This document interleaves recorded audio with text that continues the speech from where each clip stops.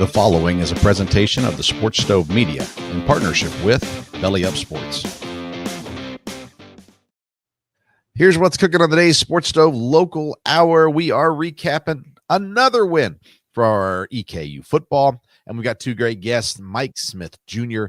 and Caleb Schlachter, coming on the show tonight. That's what's cooking on today's Sports Stove Local Hour. McKinney looks, steps into pocket, throws, open receiver, touchdown! Colonels, we're not done yet! Our identity is we're going to press for 40 minutes, we're going to play up-tempo, we're going to play with unbelievable passion, and then our brand is the most exciting 40 minutes in sports.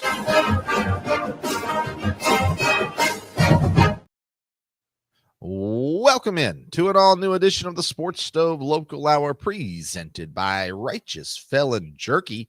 Join the flavor revolution at righteousfelon.com. Use the promo code STOVE15 for 15% off your purchase. Welcome into another Thursday night show. I'm Vince Stover, joined as I am every week by the one and only Jonathan Duff, who will soon be known as the cousin to Jackson Davis. We'll talk about that later. Duff, how you doing, man? Good. How are you? Doing awesome, man. And another win this week. So, I mean, my goodness, why stop now, right? Exactly. I agree with you. 3-game win streak. You guys won homecoming on the 26th with Utah Tech, then traveled, took down number 7 Tarleton State, and then returned home to take down number 16 Central Arkansas.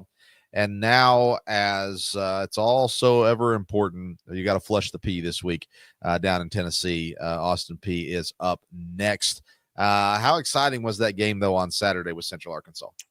Definitely really exciting. A good team win overall. Everyone kind of stepped up for each other, and the ebbs and flows of the game, everyone kind of stayed the same and stayed together, which is awesome to see. You know, obviously we've talked about it. Got to go 1-0 every week, and so we know our back's up against the wall, just the way that we put ourselves there at the beginning of the season. So just we had this mentality that every week's a fight, 15-round fight, and we're gonna have to be ready to go through to the sound of the final whistle whenever that is. And so we don't look up and watch the scoreboard. We just keep fighting, and that's what we did. And so really good to get that win, and obviously exciting times, you know, especially winning. We talk about it all the time too, how important it is to win games at home and how important Roy Kidd Stadium is to us. But just like you said, you know, we got to focus on Austin P now because we've said it, our back's against the wall, 1-0 every week. So just really refocusing that energy is really important. So I think we've done a good job of that this week. Yeah, you know, I found it interesting just looking here throughout this week. A lot of things, of course, come out and in preparation for the week and talking about last week and all that kind of stuff. I saw Coach Day got named Special Teams Coordinator of the Week or something like that from our coaching network. I forget I think that's the right terminology for it. Yeah. And I found it really interesting that on the week that you had your first mistake ever and Day still gets the nomination. I wanted to say something to him about that, but but we talked on Sunday and we had a good conversation. We talked about the snap early in the game that slipped out of your hands. But obviously you guys overcame that. And thankfully overcame all that and everything. And Coach Day still gets noticed even with that mistake. I know. I'm glad I didn't hold him back on that. Obviously, a huge error on my part, but really glad the team picked me up. And it's funny. It's not funny in the grand scheme of things, but the one takeaway that I have from that too is just, you know, I'm used to being the guy that picks everybody else up on the sideline when something goes wrong, you know, the whatever. And I haven't really had that energy refocused to myself to make a mistake like that. And so over the years, I haven't had that experience. And so having that on Saturday was definitely different, but also just showed me how close our team really is and just how you know, people can look at the stats and try to dissect why we win and stuff like that. But it really shows me that this bond that we have and this fight that we have for each other and the way everyone's got each other's back really is what's shining through in these wins. And back to what you said about Coach Day. Coach Day is I'm glad he got that. He deserves it. I think it's pretty obvious he puts the guys back there, weapons back there, and finds they tried to sky kick it and get it away from Jalen Montgomery, and then Caleb Schlachter takes it to the house, and we'll talk about that later. But Coach Day finds the weapons that we need to put on the field in the places that we need them. and he is a phenomenal special teams coach. I truly would not want anyone else as my special teams coach. Yeah, Coach Day's been amazing for sure. And I thought it was interesting, too, this weekend in the San Francisco 49er game. Debo Samuel punches the long snapper in the game. And I thought, well, that's interesting. I don't know how often a long snapper can kind of get underneath the skin of a player to cause that. So have you ever made someone on your team during a game upset enough to take a swipe at you? Thankfully, no. Like I said, or like we said, that was really my first bad experience in a game. And so, got that out of the way early in the first quarter of my whatever season and just had to flush it and keep going. Had 10 or so more snaps after that to focus on. So, but no, I don't know what happened in their game or what the snapper was doing, but I know they had like 3 missed field goals, which that definitely would be a brutal experience. I don't ever want to feel that feeling. Yeah. Back to Central Arkansas. Of course, the defense played another really, really good game. Central Arkansas is loaded at running back. Darius Hale had 98 yards on 16 carries. Shanderick Powell, who we've seen many times over, only 59 yards on 7 touches this week as well. And Will McIlvain, who's a lot of people consider one of the top guys in the conference, 10 of 14. He did get 2 touchdowns, but only 113 yards. We saw 3 quarterbacks, though, in that game come through all the way through, and the defense just kept putting the pressure on each step of the way. I pulled up some stats real quick today, looking just at UAC stats. Passing, not a whole lot to talk about necessarily there. Matt's 5th in yards, 5th in TDs. He's last in efficiency, so we got to see that get better over these last 2 games. Rushing, though, of course, Josh Carter, he's 4th in yards in the conference, 5th in TDs. Braden Latham's 10th in yards in the conference. Cal Wise and Stanley are 17th and 19th in different categories. Cal Wise 17th in receptions, 19th in yards. Stanley's 17th in yards, 19th in receptions. And Stanley's also 7th in touchdowns as far as receiving touchdowns goes. Jalen Montgomery 2nd in yards and average yards for returning kick returns. Baker is 2nd in average, 1st in total yards, and 3rd for punts inside the 20. He's 1st for 50-plus yard punts in the UAC this year as well. And he's like, I don't remember what it is now, but he's well in 1st. I think he had 13 maybe that were 50-plus yards. And then defensively, Maddox is 4th in tackles. Gabe is 5th in sacks, 2nd in forced fumbles. Gabe Stevens. Gabe Fletcher's 6th in sacks. Jordan Thomas is 1st in pass breakups. Vito's 2nd in pass breakups. And then Mike, who we're going to talk to in just a minute, Mike Smith Jr., 2nd in interceptions in the conference as well. So, obviously you want to win the non-conference games, but ultimately it comes down to how you play in conference season. And this 3-game win streak is awesome. And again, just seeing everything kind of coming together a little bit. The run game wasn't as effective as it had been throughout the season on Saturday. Braden busted the big one. But 82 yards total. His long was 39. Josh only 64 yards, but both of those guys got touchdowns as well. And Matt did what he had to do ultimately. He was only 10 of 20, but got the touchdown to Cal Wise, who made a great catch. And I said it before, I think Marcus should be on the field more than he is, and I'm just an outsider giving my opinion, but that's my opinion on the matter nonetheless.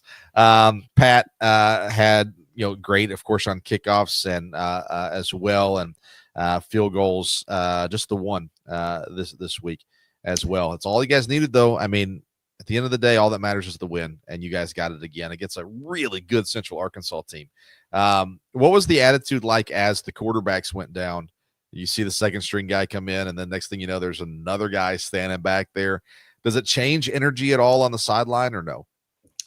Yeah, I mean, I think obviously you're not rooting for injuries or something like that, but I think those were a result of how physical our defense was playing and the energy and the intensity that they play with. And so obviously I think one of the sacks happened, or one of the Gabe Stevens sack caused one of the injuries. So obviously there's a momentum shift there anyways, but just our defense has that tough mentality and plays with an edge.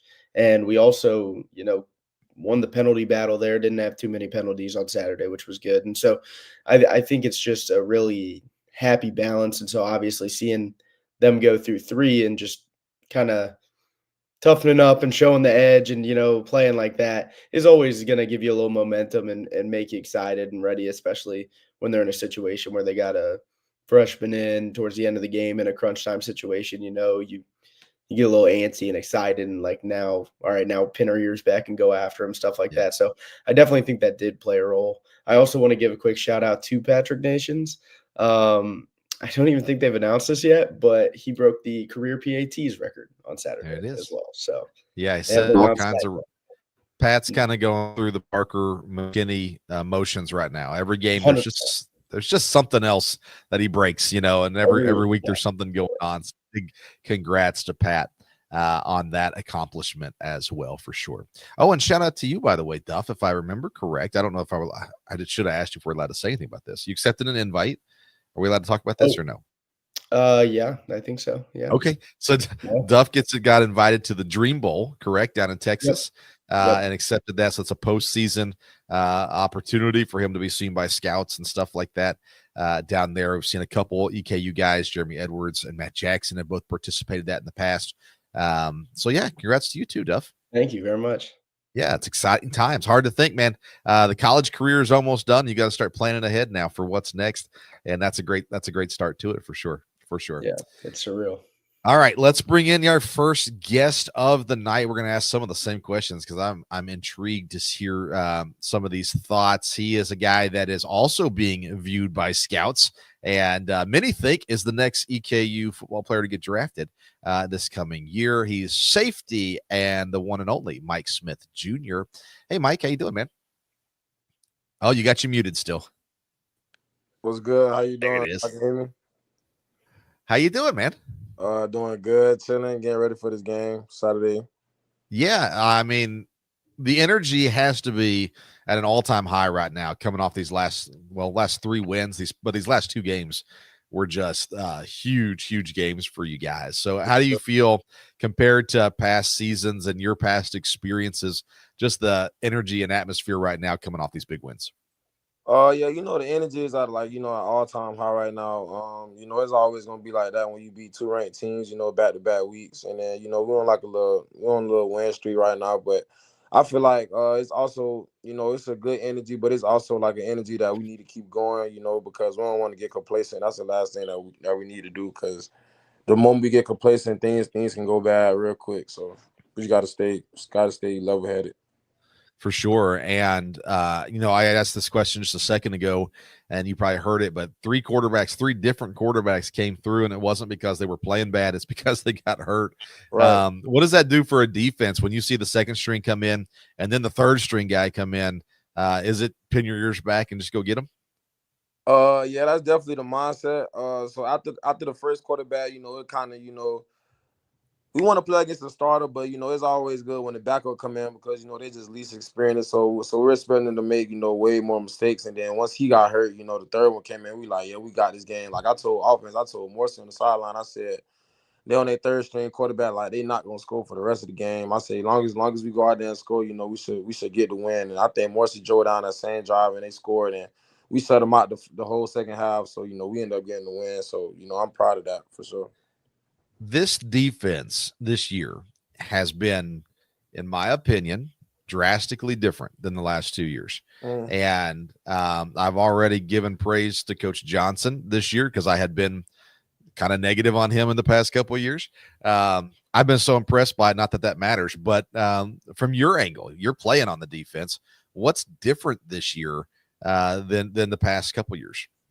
Well, for one, we running a whole nother defense. The last couple of years, we run a lot of cover 4. We had the middle of the field open. We run a lot of cover 3 this year. Cover 3, a lot of man. So, teams have to really beat us. When it comes to us playing defense, they really have to nick and pick. Little tweaks in our defense. And I think this year, really, they homed in on just playing fast and physical. And I think, for one, I'm gonna give you 3 reasons. The first reason, I think that we're playing more together. We're more experienced.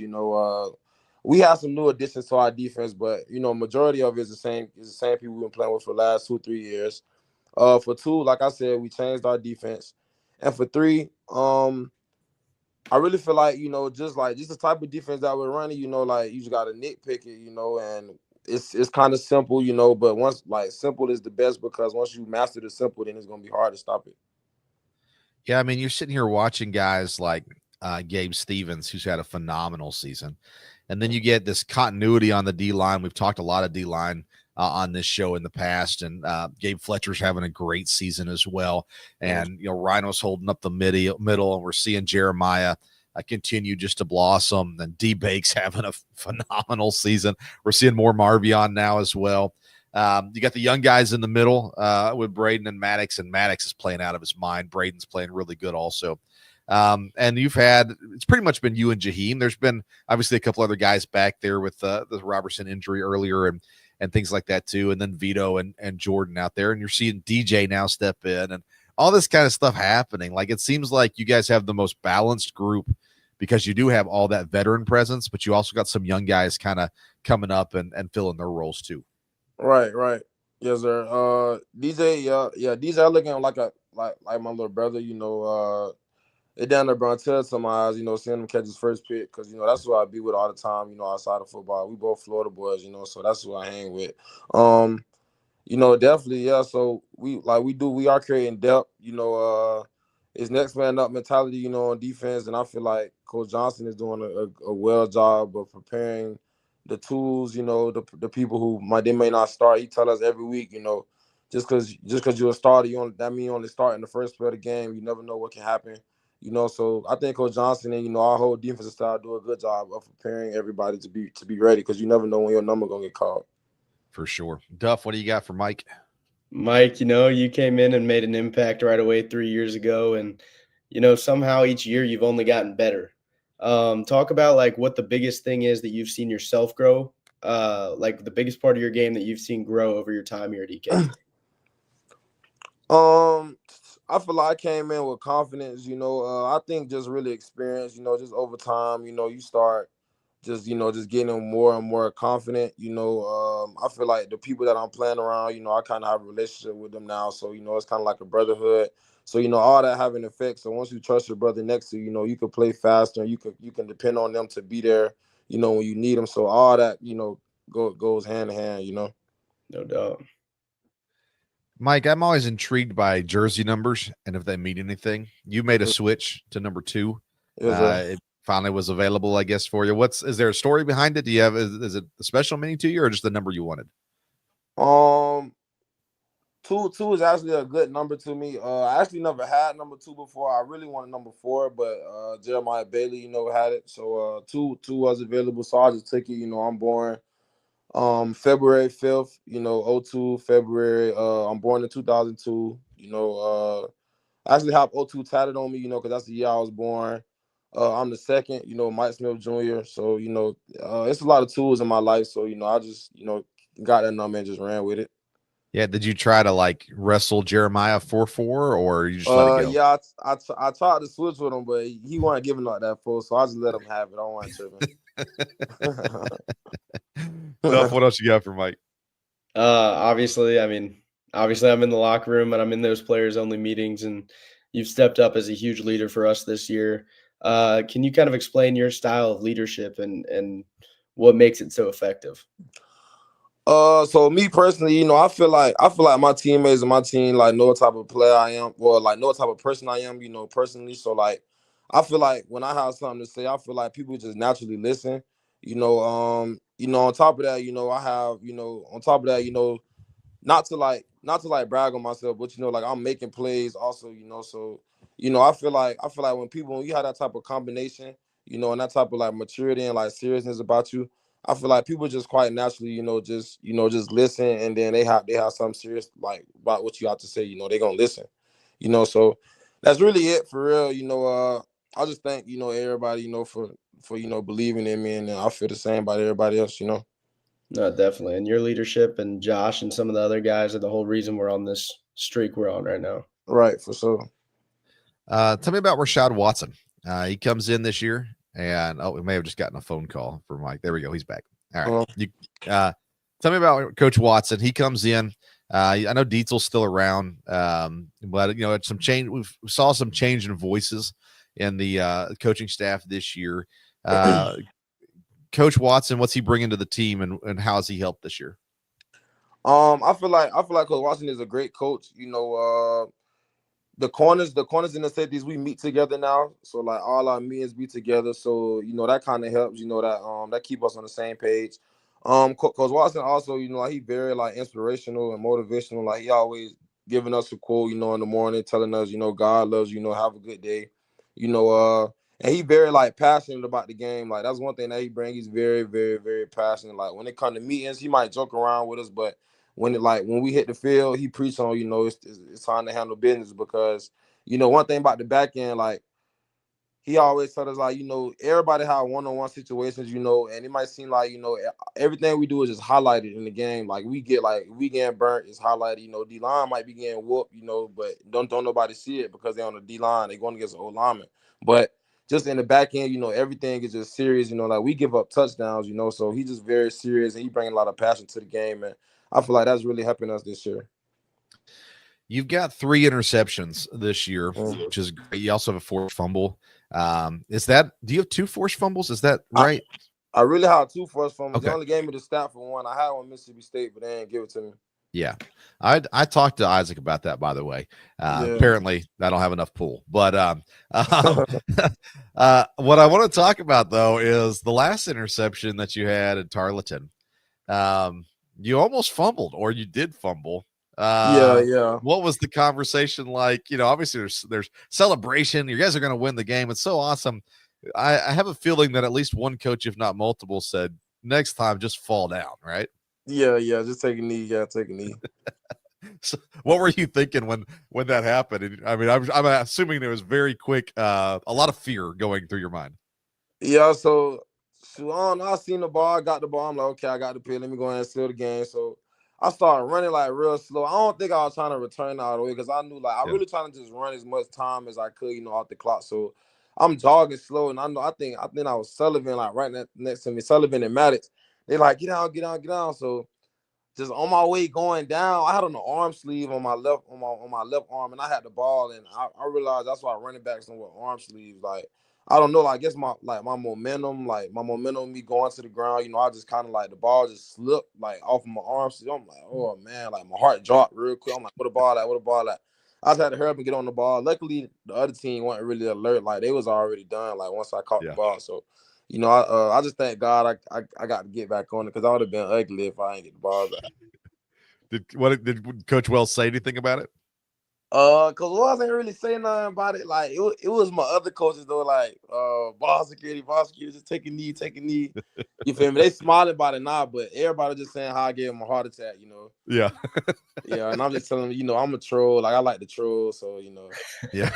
Just know I got y'all. I ain't never gonna, fold like that. I ain't gonna fold. Tell us a little bit about the safety room with obviously Sam injured. Jaheim's been playing some really good ball overall. We've seen Moses a little bit too. What do you think? I mean, you've been around for a couple of years. You've had a few different guys back there with you. What do you think about that group, specifically the safety group right now? I feel like we're a good group. We definitely hold each other accountable, when it comes to things. I feel like we're playing good, we're communicating well, we stay on each other, we always trying to make a play. And then I think that's always good because when you always trying to make a play, everybody's striving for greatness. So when everybody's striving for greatness, then, we just all just bringing everybody with us. So if we just keep playing, with this momentum, keep playing with this type of attitude, I feel like we're gonna be good. Duff, you got anything else for Mike? I got one more. I stretch every day down on the right side of the end zone by the DBs. Yeah. And if there's one thing that happens every day is like at least 3 races. So my question for you is who's the fastest DB or who's the fastest on the team? How about that? I think everybody know I'm the fast on the team. It's not no questions about it. But it's definitely some people in competition like DJ in competition. He right behind me all summer. We used to race all summer, but this not for me to say. You really can just ask Coach Brown, ask our strength coaches, check the numbers, and we're gonna see who the highest on the catapults. I'm with you. I just wanted to hear your answer. Yeah, for sure. Last thing I've got for you too is this season, what I've been the most impressed about, obviously I've talked to Rhino a lot, especially early in the season, talked to Duff a lot this year now too, and a few of the other older guys. And, I've been so impressed with the attitude around this team, really from day one. From back in the summer, I went to a practice, and man, just everybody was so positive about this team ahead. You guys hit some bumps throughout the year, and right now, obviously, you still got all your goals in sight. How do you think this, especially you guys, the veterans on the team, were able to stay so positive even through the lumps that you guys took this year? So I know like the main thing, when so the first two games, we started off kind of flat, but yeah, at the end of the day, those was FBS teams, not saying we're supposed to lose those games, but I don't think it was as hurt, as how it would be if we lost to an FCS opponent. So I think we won those two games, went on a 3-game win streak, and then we had lost to Southern Utah. And I know just around that time we had a players meeting, like a players only meeting, and we just kind of just burned the team together, just got everybody head on straight. And then I want to say we took an L the next week, the Abilene Christian. And that hurt. That hurt, and we knew like that we had played hard that game. So I don't think the L hurt us that bad, but we just knew that Coach Wells just kept preaching, we have a very good football team. We gotta just keep working. And we had speeches and stuff, before the game. I'm just letting everybody know, like, we know how I feel to lose. Like, it don't feel good, So, and then, these last two games, we just had one on a little streak, So, I think it was a team effort, a team, captain effort, all the leaders, stepped up and just made sure everybody's head was on straight, because that's the only thing that we could do in that situation, because we can't control the outcome after it happened. We just got to move on to the next week. We got to take it game by game. Awesome, man. And you are getting noticed. I know you were on some preseason watch lists. Scouts have come out to see you as well. Is it hitting you at all yet that, college is winding down? Are you done with eligibility this year? This is my job, yo. I mean, I technically have a red shirt, but I'm not using it, Okay. So what's it like winding down now? You got 2 regular season games left, hopefully some playoff games as well. But hey, there's something next. Like, how much planning and preparing are you doing for what's next? I'm doing a lot of planning. I really don't have no choice, because it's a lot of, agents and stuff, hitting my phone. So I talk to them, down there every day. Like, I have like a bunch of people I talk to, seeing the scouts at practice, it just keep me motivated, just to keep going. But I remember me telling myself last year, when they used to come for Josiah, I'm like, I just got to make sure around this time next year, they here for me. So, yeah. I just thank God for real, for all the blessings, he blessed me with. But, yeah, I'm definitely, planning, should be getting these invites, real soon. Just staying humble, just keep working. But I'm really worried about the season. That's the only thing I control right now, because if I don't perform good and if my team not performing good, none of it matters. So just making sure I take this game by game, and then everything else will work out for itself. Awesome, man. Hey, congrats so far on the success this season. We're looking forward to the Austin P game this week, and then a senior night and the finale regular season game coming up in 2 weeks as well.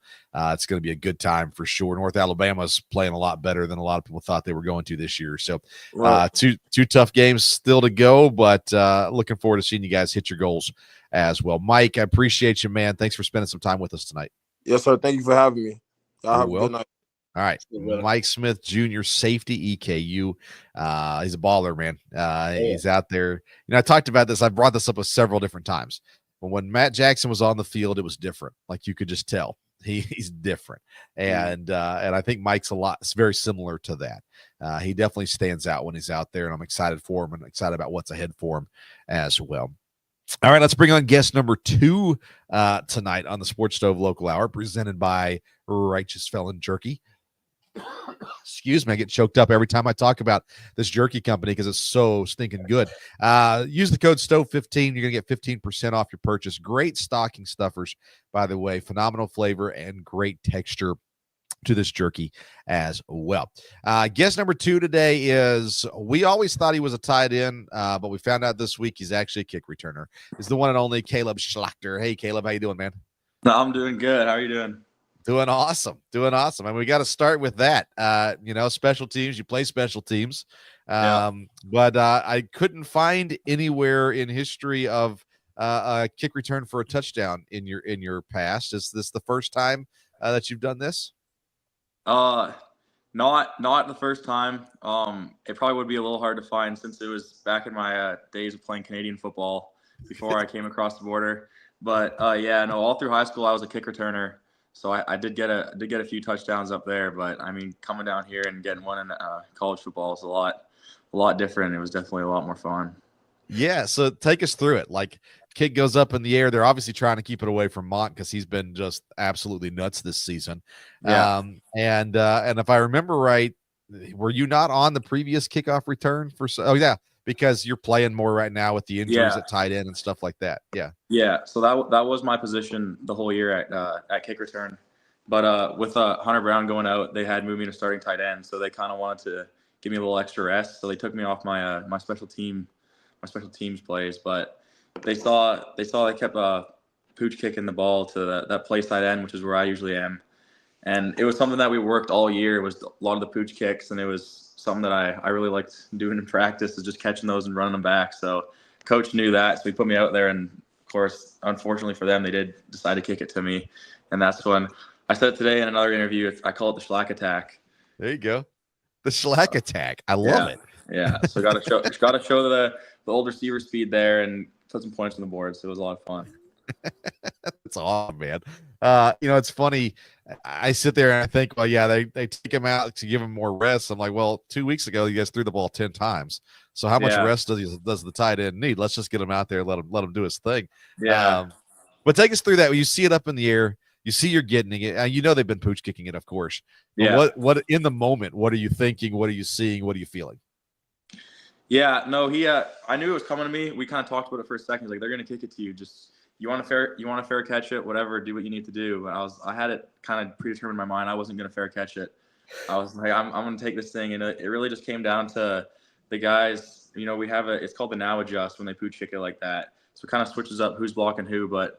I mean, as long as all the guys made their blocks, I knew it was going to be ultimately me one-on-one with somebody, which ended up being the kicker, which, I mean, 10 times out of 10, I'm taking myself one-on-one with the kicker. So, yeah, no, everyone made their block. I seen that hole open right up, and I just hit it full speed, and there was no turning back.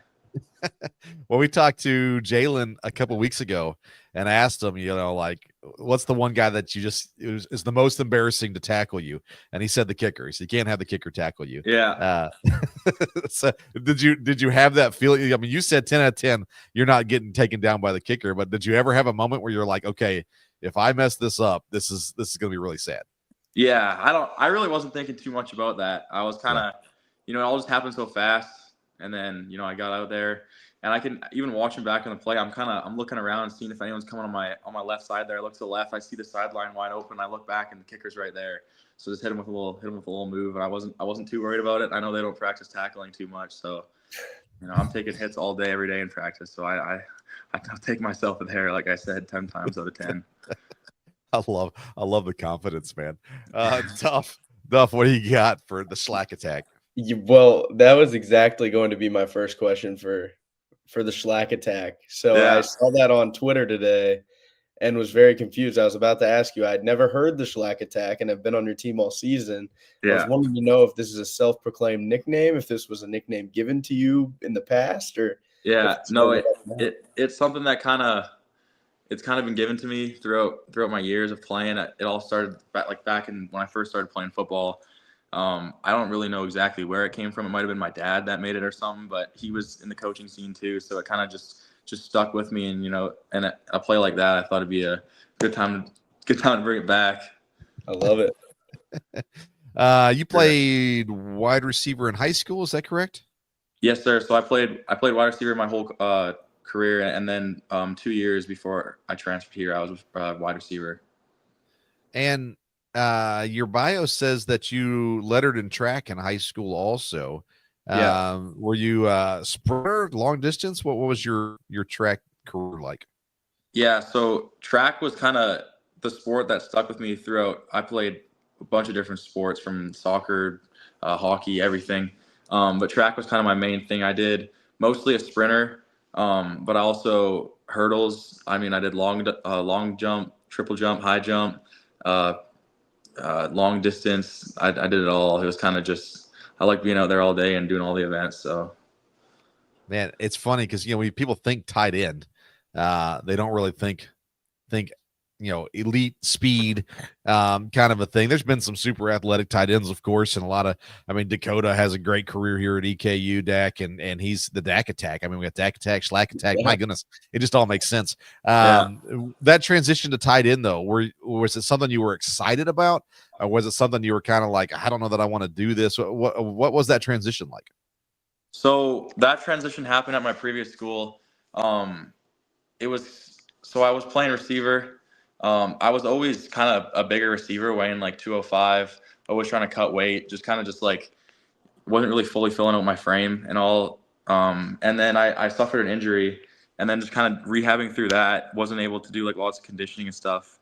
And then just kind of just naturally started to put on weight, and then that's when people started to notice. I mean, I was 225 and I was carrying it really well, so it was kind of like, put on a few more pounds and play tight end and keep that speed, and it could definitely be a dangerous man like that. And I mean, again, you don't lack confidence, so you add that to it. I mean, you fit the mold for the modern day tight end.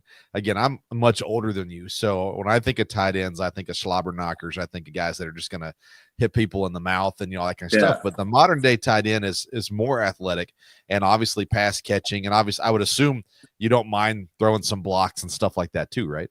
Yeah, for sure. It was that's definitely something I'm working on right now. I know I can do the route running and catching and all that, but with this new size comes great power, I like to say. So I'm just learning to kind of just, as I'm still putting on more weight too, I'm still not exactly where I want to be with the weight. Put on another 5-10 pounds. And, I definitely like hitting people. That's why I kind of got into football in the first place. So I'd like to be able to be more impactful in the run game too, just being able to just go one-on-one and make big blocks and drive people off the ball, which is, I like doing that too. Touchdowns are fun, but I mean, it's a contact sport. It's a big reason why I play. So I'd like to do that too. Man, I love this. Very few people know this, but I played college hockey. Oh yeah. I'm from Tennessee. I skated like maybe 10 times in my life before I went to college. Loved playing roller hockey just with friends and stuff like that. College had a club team, and so I bought all the equipment and started playing ice hockey in college. I was not very good at it, but it was a lot of fun. And I just tell people I played college hockey in Wisconsin and leave it at that usually. Yeah. But I mean, again, you grew up in Canada. So obviously hockey is a big part, I'm sure, of your childhood. You said you played some. Is that where the main part of your contact, you learned to love contact, or was it just naturally for you? More naturally. I played hockey a little bit when I was super young, just because my dad played it, so he kind of wanted me to get into that. But no, it was not really much from hockey. It was kind of it goes back to track. When I was running track, one of the local high school football coaches there saw me just running track and with my size too, and he was like, "Hey, you should come out and play some football." And at that point, I was just playing soccer, running track. And then went out for one football practice, and then that day I quit everything else and started playing football. That's kind of where I got it. And then obviously played football there for a year or two, and then just got super serious about it. And then ended up moving to Florida and playing high school football there, and then just fell in love with it and just kept going with it. Now you say end up moving to Florida. Was that on purpose? Like, did your parents want to get you down in and American football, or what was the move to Florida? Yeah, it was kind of, I joined football really late, so I didn't really know about this whole thing. I just knew that, like, NCAA football. I mean, football in America is way bigger, and I wanted to play, the most competitive football I could. So they had this one international school in Florida had reached out to me. They kind of just take international students from all over the world, and then bring them down to this kind of powerhouse school and just put you against other good competition, so scouts are able to see you and you kind of showcase your talent and then hopefully get picked up to college there. So did that. I ended up going down, me and one of my buddies from across the country. He was from Toronto, so about 50-hour drive away. We loaded up my car and drove down to Florida and just ended up just bunking in with it was like we were living with this one lady, and then just me and him sharing a room, just playing football and living in a room was just us. We were living the life down in Florida, but I mean, it was all just about playing football, and it ended up working out for us.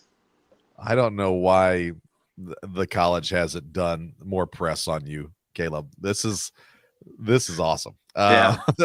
And by the way, I misspelled your name on everything that I posted. Yeah. Record. I just noticed it now. I'm looking at the screen and I'm looking at the screen in front of me. I'm like, oh, sure enough, I misspelled Caleb. I spelled Schlachter right, but misspelled Caleb. Stuck another E in there. Yeah, yeah. Is that a Canadian thing? An extra E in the names? Yeah, I don't think so. It's just something my parents kind of did. They did it with my brother too, Jake. It's got 2 E's in there, and then other brother Chase. It's got ChaYse. So I don't know. I think they just like to be a little different. A little different. Nothing wrong with that at all. Yeah. Nothing wrong with that at all. Duff, what else you got for Caleb?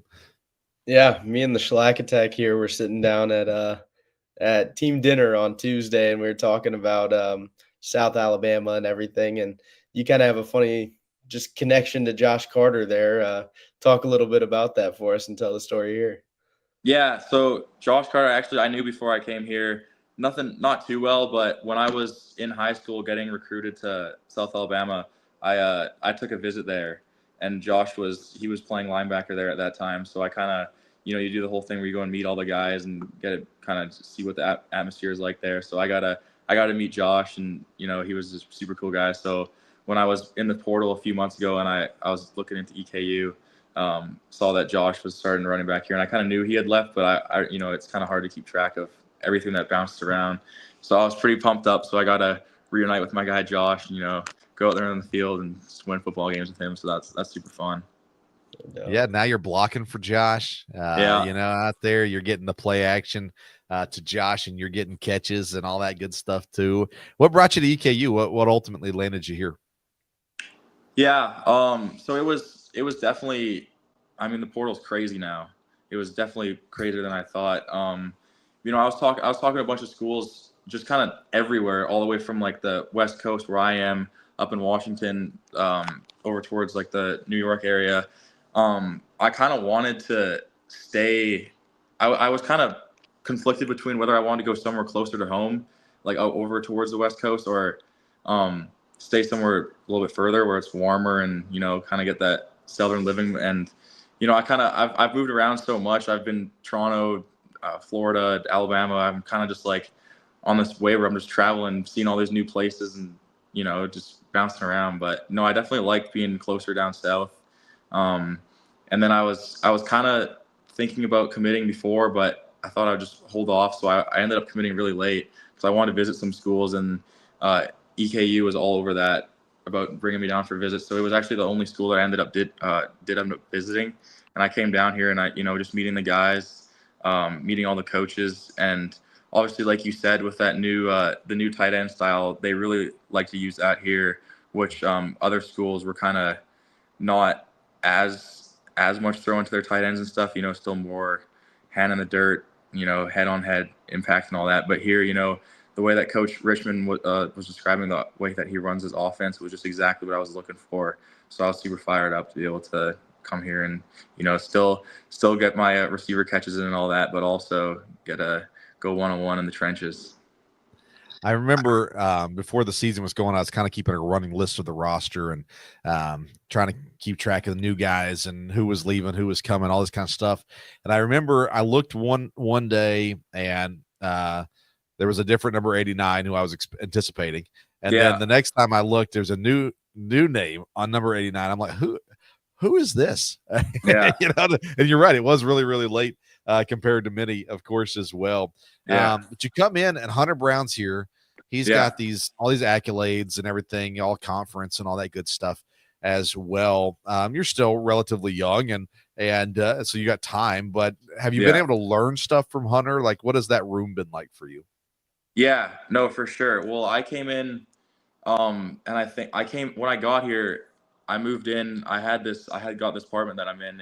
Everything was just in boxes. I had nothing but my mattress on the floor and with some pillows and a blanket. So I was living like the caveman lifestyle, and it was just all football. And then I think, I got here, and 3 days later we started fall camp.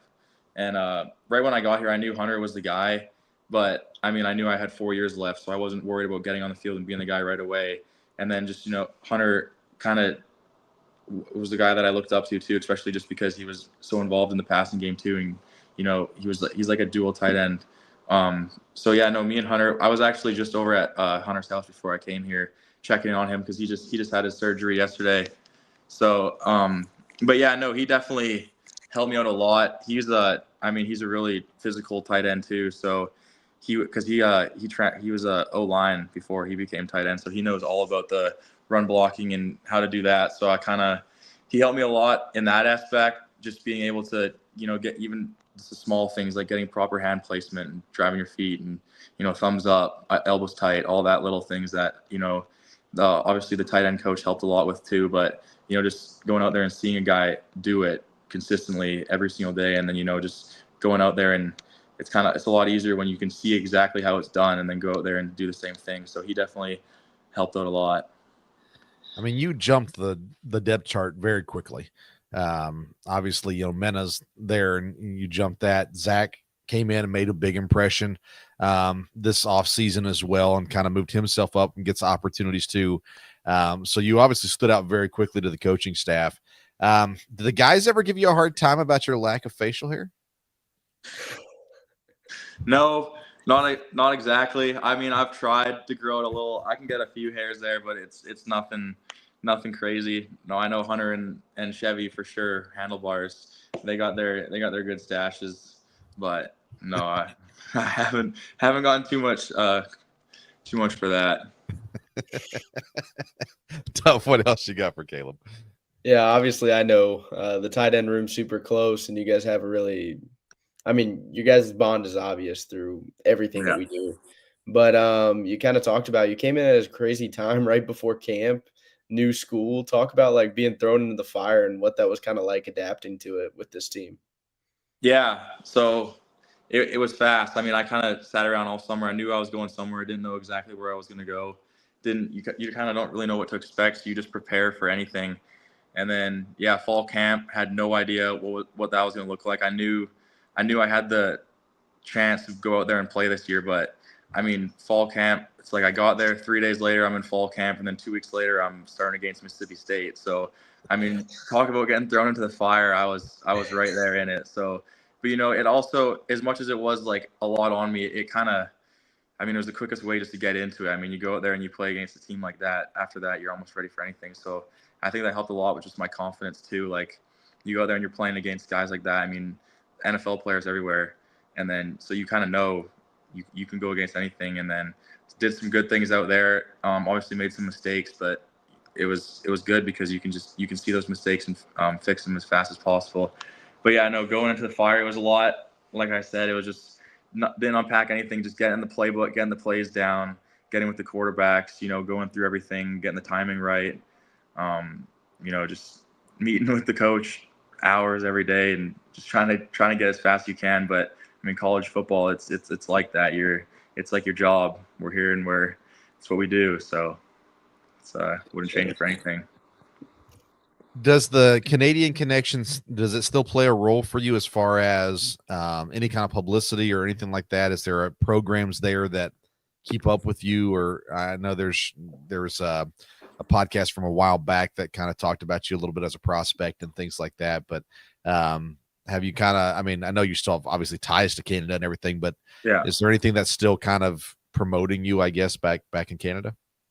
Yeah, I know, especially when I was going through like that whole commitment thing and the rankings or whatever. And when I got my stars in high school, that was kind of a big thing. But I think they kind of, those media outlets more focused on like the high school to college journey. They kind of keep track of, the you throughout college. I've talked to them a few times, but I mean, you just get so busy once you get into college and you're doing all these things, and they're kind of they got so many new people coming up.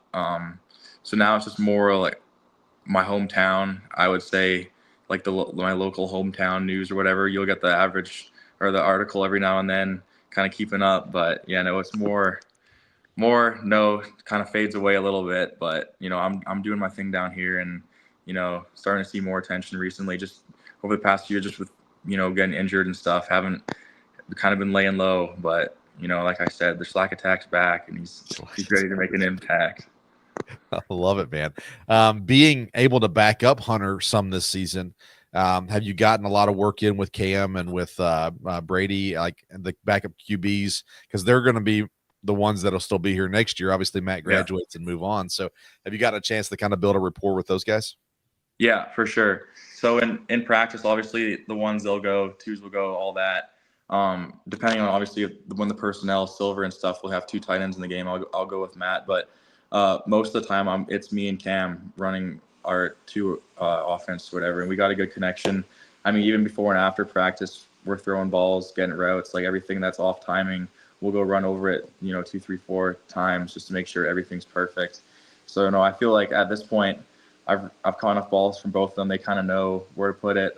They kind of know my speed, especially. I feel like I got longer strides, so I don't look like I'm moving too fast, but I do move fast. As not to sound too confident or whatever, but it definitely worked with Cam a lot. Especially after this year, I'm confident that we'll be able to do a lot next year. But I guess it doesn't really. That's not too big of a deal for me because, I mean, you go out there, you throw a couple balls, and it happens pretty fast, that connection. So who's faster, you or Mike Smith? I have no idea. I'd like to say me. I've never raced him. I've never gotten in a situation. But I mean, I got to bet on myself. I've always bet on myself. Yeah, we'll post the clip on social. We'll tag you both. And actually, I can't tag you. You're not on social media. Is that true? I'm everywhere. You are everywhere. Yeah. I can't find you. Where are you? Well, it's probably because I'm spelling your name wrong. That might be it. Yeah, no, it's just Caleb Schlachter on everything. Okay. Well, yeah. Yeah. Well, oh, gracious. I'm telling you what, not to bust on Isaac too much, but on the website, they don't have your socials on here. And and so we'll make sure we get that up there. And I'll make sure to find you and follow you. I looked for you, tried to tag you during games and stuff, but I've been spelling your name wrong the entire time. So that's that's probably it for sure. I had something else I was going to ask you. Duff, you have anything else for Caleb? No, just really glad the Schlack attack is in Richmond, and now that is the name from now on. I'm glad I just heard about this. Yeah, and he's everywhere. It's good to know. Yeah, I'm trying to think there. I know there was something else I was going to ask you. Well, stink.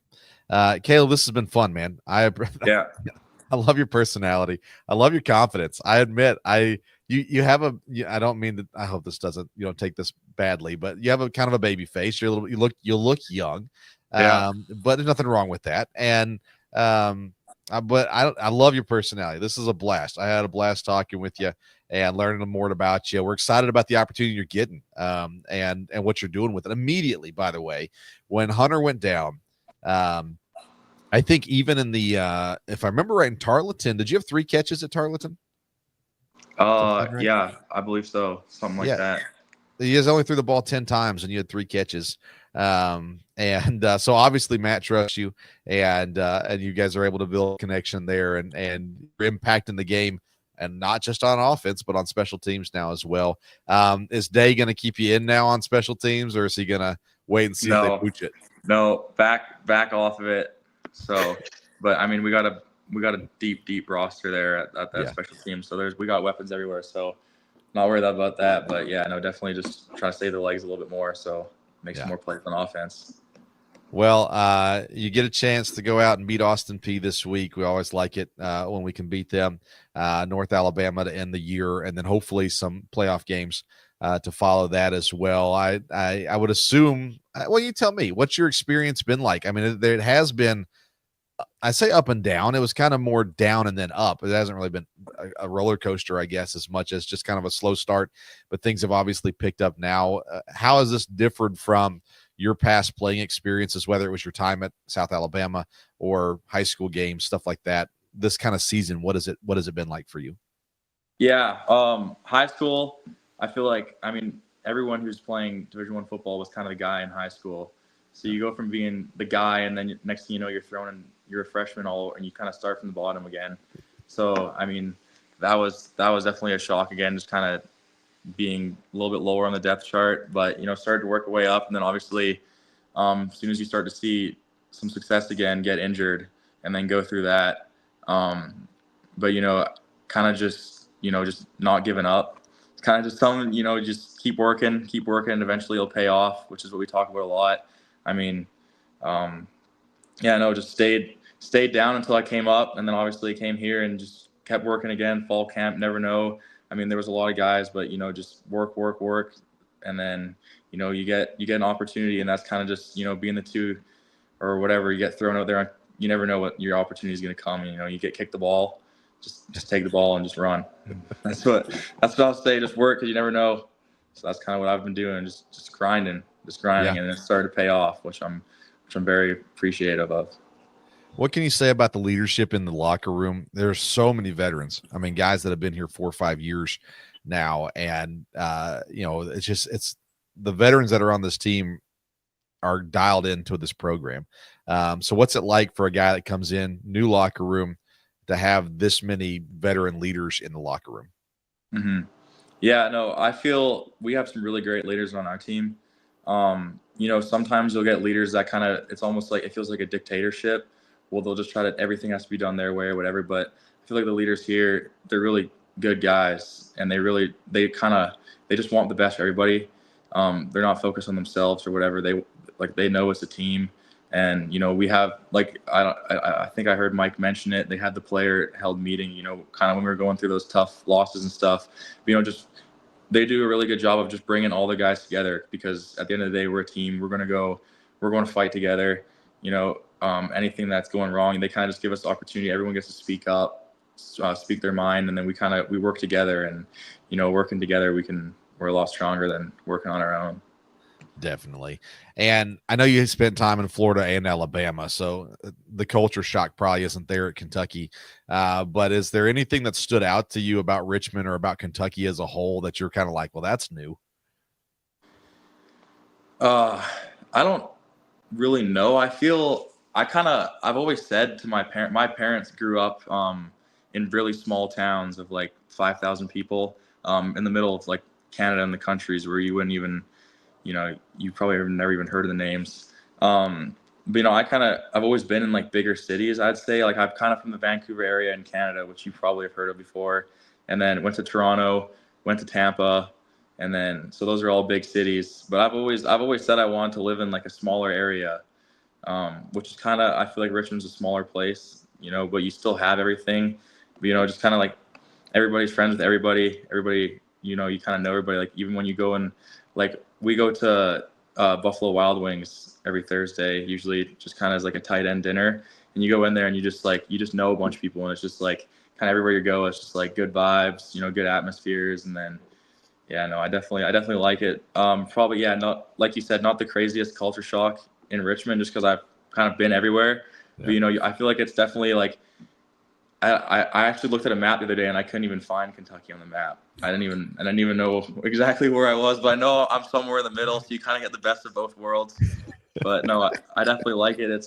I'm used to the cold, and it's getting a little cold here, but living in Florida, it's always hot there, but here it's like you get the hot, you get the cold, you kind of get the best of everything. And I'm super happy coming here, and I'm enjoying it every day.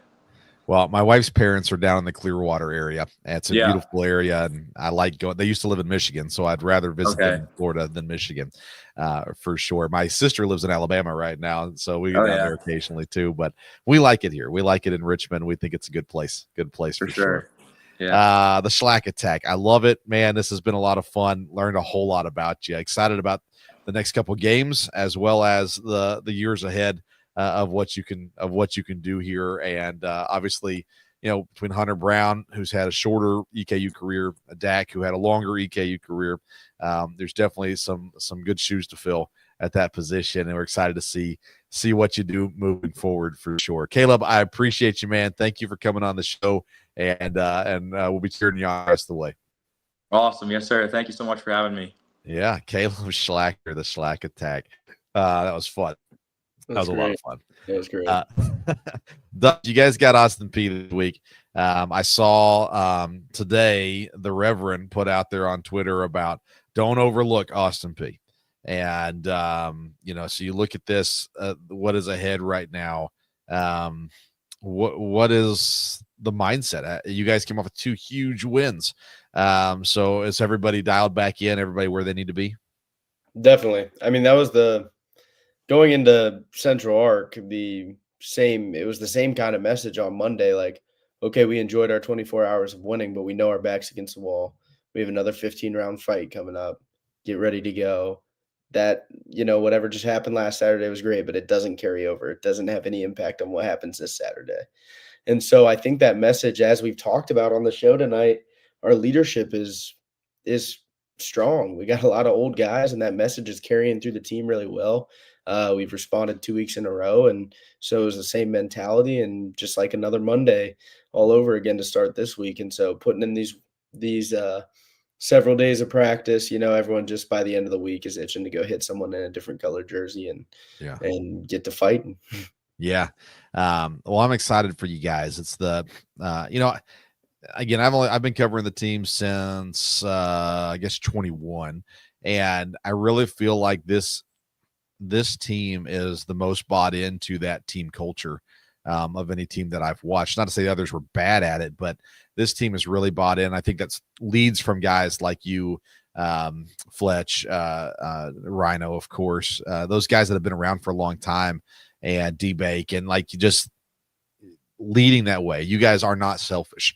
And, Schlachter talked about that, and that's pretty cool, I think, to see. And of course, Mike having a great year. It helps when you got guys like Gabe Stevens and Mike having big years. Jaheim's done a lot of really good things as well, of course, too. And on the offensive side, what Joshua Carter's doing over there is incredible right now. And again, I'll shout out Marcus Cowwise, has been playing some really good football. Van's been playing good football too. I mean, guys are coming around, and this is the time of year you got to be playing your best football. And I think that big game against Austin Peay this weekend. It's a road trip, but not a big one. It's a nice, short, easy road trip, and should have some good fan interaction down there as well. All right. I'm sure I forgot something, Duff, but is there anything else we need to cover before we sign off tonight? I got one more thing. There it is, the Argos. The Toronto Argonauts. Jeremy Edwards is in the Grey Cup, which is the equivalent in the CFL to the Super Bowl this Sunday. So excited to tune in and watch him, hopefully in a good mood watching his game, and another good mood after that. So forgot this hat when he was on, so just want to make sure I've been wearing it all week, showing my support for him. I'm happy for him. The Argos. And you could have wore it during the Schlachter interview. He's from Canada, not Toronto. That is true. That is true. Although he told me he didn't really keep up with the CFL. He's always been an American football guy. So yeah, I saw he has connections to Seattle, the Seahawks, and stuff like that too. So for sure. That's awesome, man. That's awesome. Well, big game this Saturday. Make sure if you're not going to the game that you tune in. I will be tuned in this weekend as well. I'm really excited about what is ahead for EKU, and excited to see, you guys need a little bit of help, at least to win the conference. You need a little bit of help. But I think if you guys win out, you've built a really good resume for the playoffs, hopefully. So excited about that for sure. I appreciate our guests coming on tonight, Mike Smith Jr. and Caleb Schlachter, the Schlack Attack. I'm going to find him on social media. I couldn't find him, but now that I know how to spell his name, maybe I can do that. And again, I shout out in a negative way. Come on, Isaac, get the guy's Twitter account on here on the website. Give Mike his fumble. Come on. No, I appreciate Isaac. He set up the interviews for us today. I always appreciate his help. And by the way, girls basketball is playing at Michigan State tonight. They were not able to pull off the win. But I saw some really cool stuff. Rafi Toussaint, she hit, I think, 1,000 career points tonight in the game. She had 10 total points. Aliche had a really good game tonight as well. We're still seeing the freshmen step up, play, and do some good things also. There, Liz hit another couple threes tonight. Lots of foul trouble tonight too. I'm not sure. I haven't watched the game yet, so I don't know everything going down there. But they're playing Michigan State, big game. Of course, basketball's in full-fledged. Soccer's in the championship. Saw some fall baseball going on. There's a lot of stuff happening right now at EKU. So make sure you get out and enjoy the EKU sports seasons while they still exist. All right. Follow us on social media at Sports Stove if you don't already. If you missed any part of the show, you can go back and watch on YouTube or wherever you get your podcast. If you search the Sports Stove Media, you'll find the episode there. Last week's episode did not make it on the podcast because I accidentally deleted it after the show. So this week's, though, will be on the podcast. We'll get it on there as well. Thanks to Duff, as always. Enjoyed catching up with you this weekend, Duff, as well. Got to hang out with you a little bit on Sunday, which was pretty cool also. Appreciate everybody listening and tuning in. We'll see you next week. Until then, we'll see you around the Sports Stove.